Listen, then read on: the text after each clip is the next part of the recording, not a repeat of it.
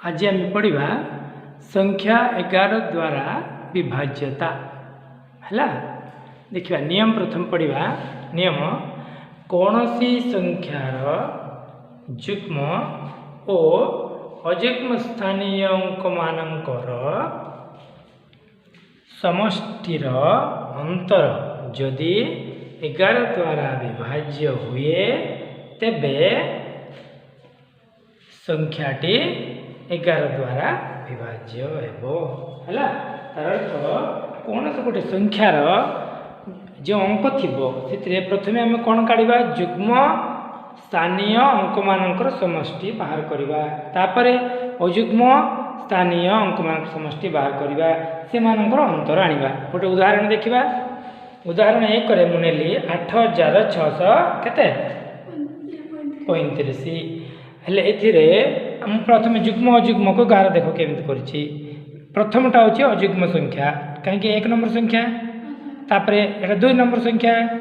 द्वितीय संख्या युग्म युग्म एटा अयुग्म जेहेतु प्रथमटा जगह एटा होछि प्रथम संख्या तापरे एटा होछि द्वितीय संख्या एटा होछि तृतीय संख्या एटा होछि चतुर्थ एमति ना हेले एटा अयुग्म युग्म अयुग्म युग्म हैला करे एटा होछि अयुग्म ए संख्याटा 5 बोल तो जो अयुग्म सेटा मु देखुनी स्थान हैला। स्थान माने प्रथम स्थान द्वितीय स्थान तृतीय स्थान चतुर्थ स्थान एमिति एटा अयुग्म स्थान एटा युग्म स्थान एटा अयुग्म स्थान एटा युग्म स्थान तेणु गोटे छाड़ी गोटे अयुग्म अच्छी ना नहीं एटा गोटे अयुग्म तापरे एटा गोटे अयुग्म है तेणु मुझे 11 एमती काटली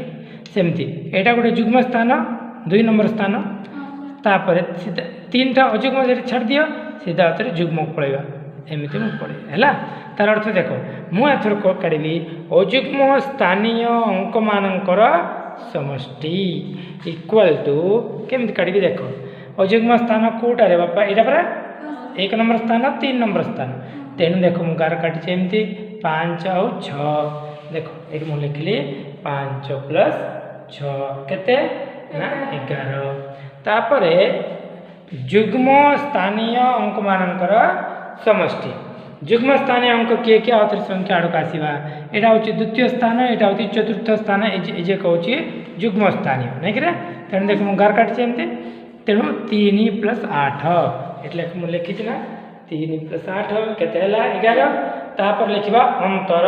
माने दीटा जो समष्टि आसला ये 11 आसी ये दीटार अंतर आम देखा 11 माइनस 11 केते आसला 0 है ताले 0 को आम 11 द्वारा विभाज्य करके देखा 0 को जो आम 11 द्वारा भाग करवा